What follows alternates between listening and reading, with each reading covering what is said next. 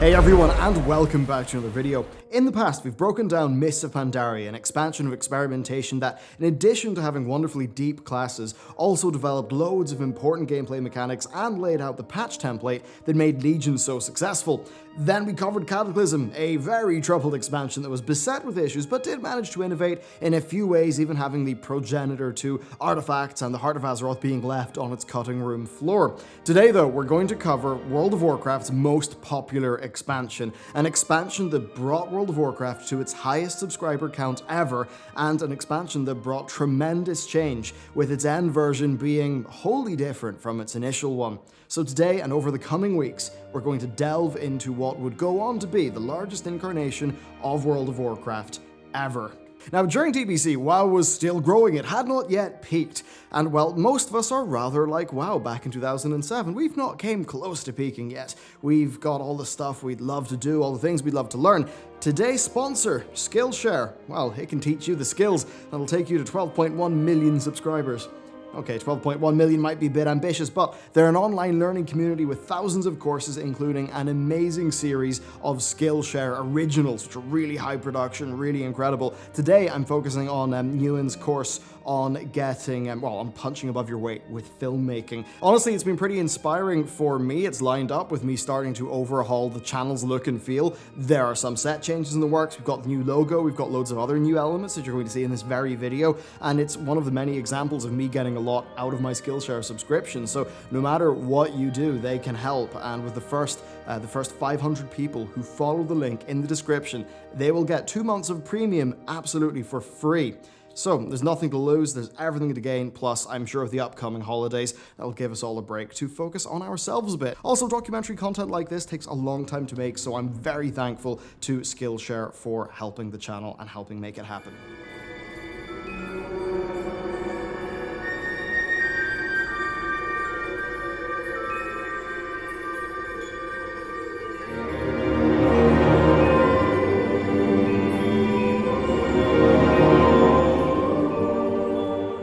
The year is 2007, the month is August, and Wrath of the Lich King is about to be announced at this earlier than usual BlizzCon. Now, just this January, players got their hands on the Burning Crusade. Originally planned to release in winter 2006, it ended up being delayed, with Blizzard citing a desire to further polish the game. Now, players were, at this stage, quite familiar with TBC, and through its multiple raids and attunements, they had went on a pretty massive journey. Gruul fell in February, Magtheridon in late February, Vash in late March, Kael'thas in late May, and then that opened up Hyjal and an insane June. Illidan fell to Nihilum on the 5th, and then Archimonde on the 9th. Now, these bleeding-edge players had cleared through all this current content, but unlike in the current day, most guilds were far, far behind. Raid tiers lasted a lot longer, gearing was a lot slower, and tiers didn't really replace each other when new ones were released. So even now in August 2007, right before Wrath's announcement, most players had a wealth of content to progress through. World of Warcraft, of course, was still on its meteoric rise, with sub-numbers being between 9.1 and 9.3 million. And while the game would, while the growth would continue, but slow a little bit from this point, WoW would prove that it would have a long way to go. Now, this time, WoW's story was directly tied to Warcraft 3, with the Burning Crusade having us knock out many of that game's characters. Now, we all remember the end of Warcraft 3. Illidan was defeated by Arthas, and then he fled back across the Dark Portal. While the Burning Crusade saw us defeat the weaker of those two big Warcraft characters. So, in BlizzCon 2007, going into it, everything was pointing towards the Lich King. Great place to tell you that the dev team's been hard at work on the second expansion for World of Warcraft, Wrath of the Lich King.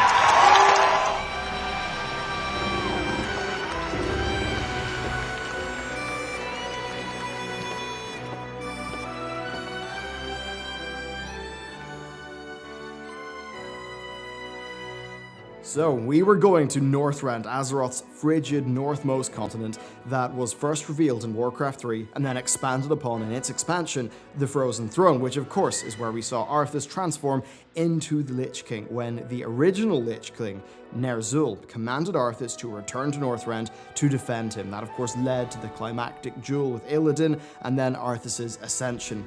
Illidan fled to Outland, and in the Burning Crusade we defeated him. Now, as Blizzard would reveal, that wouldn't be the end for the Burning Crusades raid content, with the team actually teasing what would eventually be revealed as the Sunwell and Zolaman. Now, Arthas remained in Northrend. He melded with the Lich King for 5 years, and with Wrath of the Lich King, he was ready to strike the living again. This expansion would have us sail to one of 2 starting zones in Northrend, a big departure from the Burning Crusade, which funneled everyone into the same zone of Hellfire Peninsula. So this promised replayability, it promised more story, and better load balancing, and overall seemed like a fantastic idea. The team were aware of the Burning Crusade's narrative problems as well.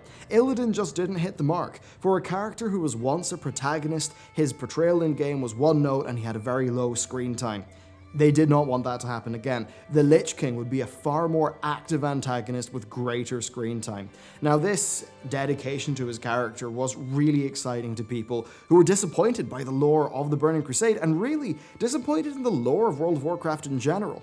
Wrath of the Lich King would forego adding new races like the Burning Crusade did, but the Death Knight, a new hero class, was a headline feature, offering players World of Warcraft's first new class and an instant level 55. Now, this is something that was greatly valued at the time because leveling from 1 to 55 took many times longer than it does today. Now, the Death Knight would be a unique tank and DPS hybrid with a focus on melee casted abilities, plus an innovative rune system and a unique starting experience.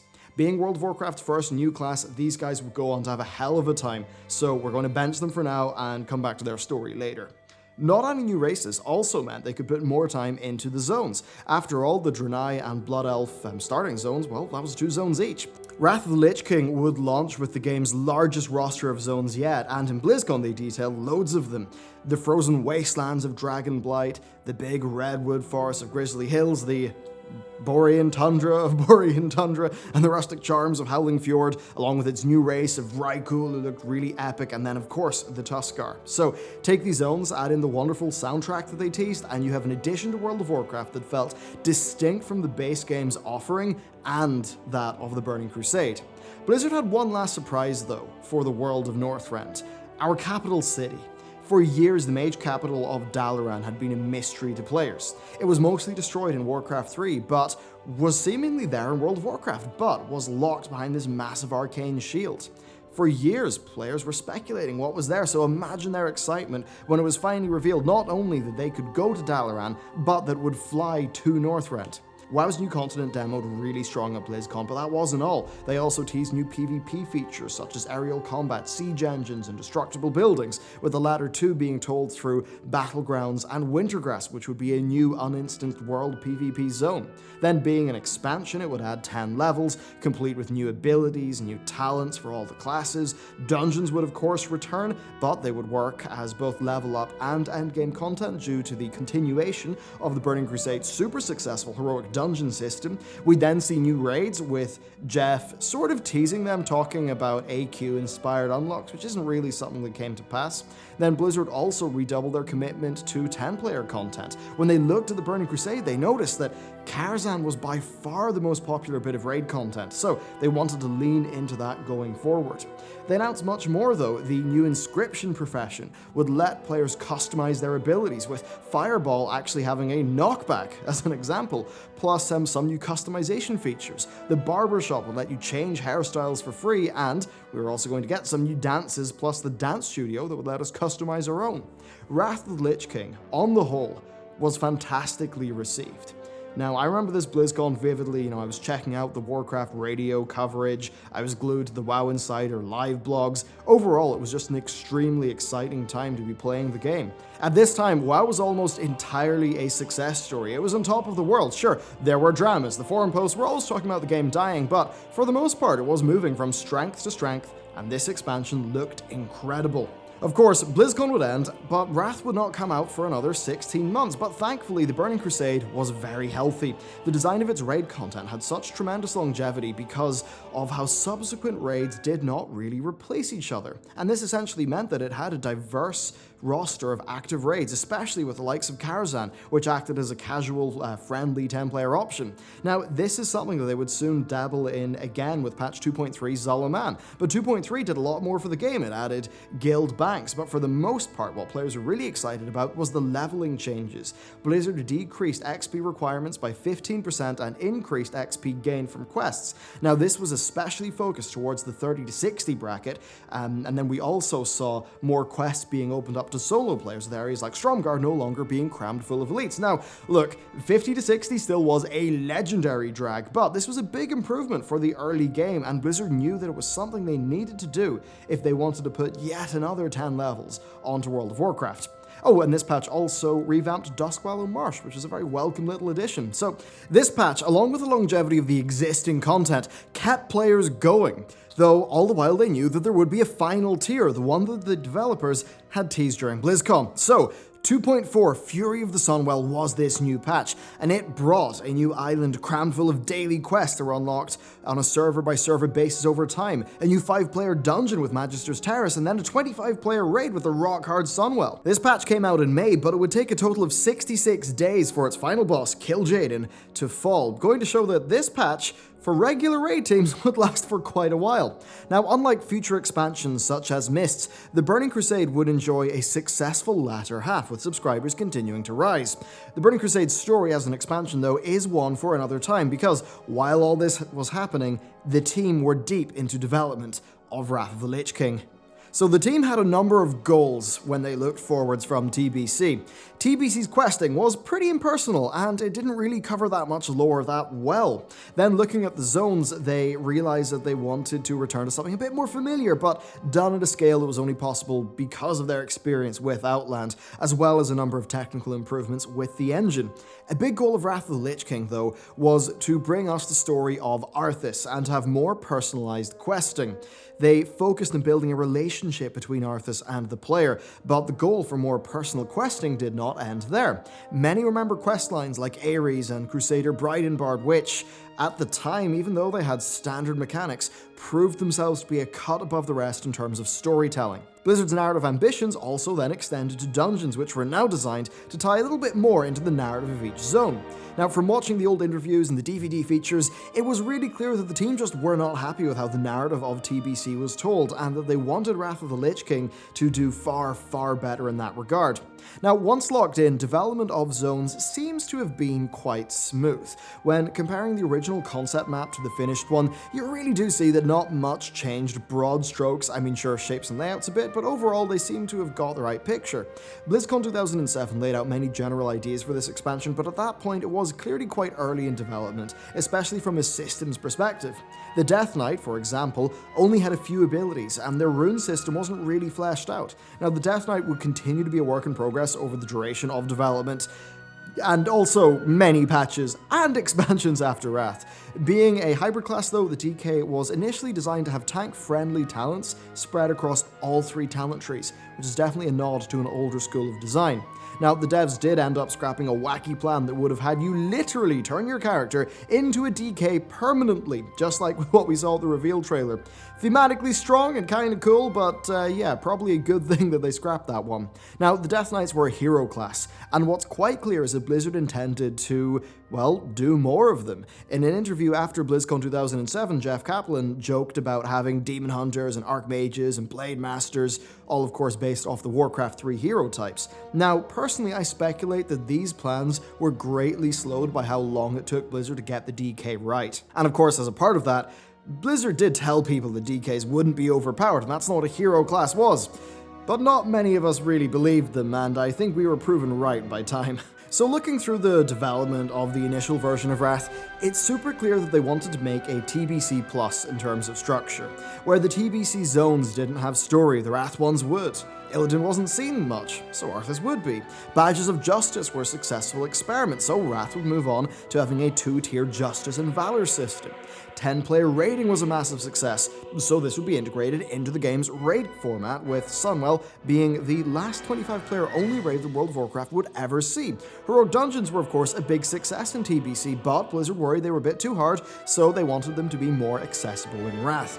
attunements were a bit too exclusive, so Wrath would loosen up on that. They then looked at the classes of the Burning Crusade and they started to slowly move in the direction of bring the player, not the class. A little bit less so at the start of Wrath, but you can definitely see how they attempted to smooth out the largest differences between the classes. Now, moving on from the Burning Crusade to Wrath for a player would be quite intuitive, which really is quite different to the current game where you generally do have to do a lot of external reading for a new expansion. Blizzard's goal really does seem to have been to deliver a more accessible and ideally more popular incarnation of what made the Burning Crusade strong. Now, do remember that many of the features that Wrath is remembered for, like Dual Spec and LFD, they just weren't implemented yet, and they would not be for quite some time. But that said, there were some other things. There was the introduction of phasing. This would let Blizzard move you between different versions of the same area, and that allowed them to have the world react to your actions. It wasn't deftly done, and it did have some downsides, but it was a massive leap forward for storytelling, allowing Blizzard to show events like, say, the Wrathgate more viscerally through the world. We then also saw a host of visual improvements, including the more realistic shadows that we have to this day, and enhanced visual quality that, combined with their natural increases in design experience, really left Northrend shaping up to be one of the best looking continents yet.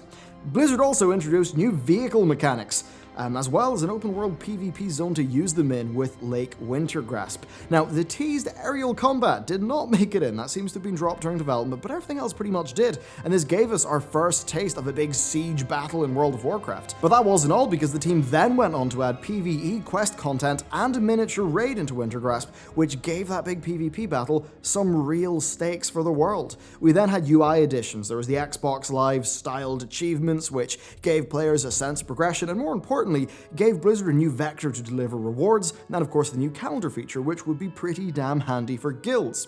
The WoW development team also saw some changes. Wrath actually saw now game director Ian Hazacostas join as an encounter designer, as well as the hiring of Greg Street, who of course is more commonly known as Ghostcrawler. Now look, I would be lying if I said that it all went perfectly. Azul Narub was the largest casualty of development. Now, while it would become 2 dungeons, it was actually meant to be a full questing zone at one point. This would have been a massive departure, completely different from the other expansion zones. But for whatever reason, it was cancelled. Now, the date of this is hard to pin down because it was not announced during BlizzCon 2007, and Ghostcrawler did say that cutting it was like, it was a big regret to him that it didn't pan out. Thing is, he was hired February 08, which means that this was probably cancelled in the latter third of the expansion's development. Whatever the truth is, though, I think it might be a while before we find out. The next major casualty is Crystal Song Forest content because, well, it's a beautiful zone, it's so unique looking, but the lag caused by Dalaran would degrade gameplay too much and lead to too many server and stability issues, which is why the zone is pretty much barren of things to do. Then finally, while the barbershop did make it in, the announced dance studio did not. Many were sad about this, and I can completely see why. That said, I don't think it's a massively important feature. So development seems to have went quite well following from BlizzCon, and players were actually kept happy with Zolaman and Sunwell, with the Wrath beta test beginning only a few months after the first Kil'jaeden kill. Now, Wrath's beta seems to have been a resounding success, with the press consensus at the time basically being that, yes, this is still very much World of Warcraft, but it's the best version to date, with Blizzard's greater attention to detail in the questing and the zone design really shining through on first impressions. Then, of course, shortly after that, the release date was announced, along with the announcement of the pre-patch. This is a pre-patch that would be like no other before or since. Patch 3.0.2 Echoes of Doom released on the 14th of October 2008. And things were quiet for a while. People were in town enjoying new talents like Titan's Grip, and they were seeing what their class changes felt like. They were customizing their hairstyles for free at the new barber. All quite normal, but then the Lich King attacked. The Zombie Plague is easily one of the coolest events that they've ever done, just like the accidental Zandalari Blood Plague before it. Now, this impacted the massively multiplayer world of Azeroth. It sent the inhabitants into a crisis. It began 3 weeks before Wrath launched, and initially it was small. Plagued grain arrived at Booty Bay, echoing the events that kicked off Warcraft 3. Infected players would turn into zombies, but it wasn't a major problem initially until it suddenly was, because that grain, along with roaches, arrived at capital cities. More and more players were being infested once they logged in, and even worse, the Argent healers, who would remove the plague buff from players, they began to disappear, and then the gestation period of the plague went down to a mere minute. Soon, cities were infested, but as this happened, players got a quest called Desperate Research. It would lead them to Shatrat City, so rumors began to spread of a cure to this plague, but the cities would remain infected for days to come. And this was such a special time to be playing. You were seeing groups of players fighting off the plague, being pushed back, and being overwhelmed. People were retreating to safe hideouts, and it was just amazing seeing a virtual world react to a plague, react to something completely catastrophic. Was this sustainable? No. But was it unique and interesting and worth doing? I think absolutely. Now, the Lich King had more in his arsenal, and shortly afterwards, the cities came under attack by frostworms and undead soldiers with big, floating necropoli dominating the skyline. It was quite the image, and it could not have set up Wrath of the Lich King better. With the pre-expansion event finished, we only had to wait until launch day, which meant that every day leading up to the 14th of November felt longer and longer than the last. But eventually, that day would come. Wrath of the Lich King would release to the public. And this would kick off a period of intense change for the game, as WoW transformed itself, setting up many future successes, but also future failures, and also reaching its highest point ever. So, join me next week where I'll go into depth on the launch of Wrath, what the game was actually like to play, how its systems worked, and what made it distinct both from the game as it is now and what Wrath would develop into by the time 3.3 rolled around. So, thank you very much for watching this video. I love putting the documentaries together. They take a long ass time, but it does just let us go back and I think bring some of the history of World of Warcraft to the front when, you know, it's a game that's so old and most of the people playing now, you know, they probably haven't seen these expansions, so I think it's just so interesting to talk about this stuff. So yeah, there you go. That is part 1. Subscribe for part 2, which will be next week, and this will be continuing throughout December. I really hope you enjoy it. I've loved making it. Thank you very much for watching. I'll see you next time.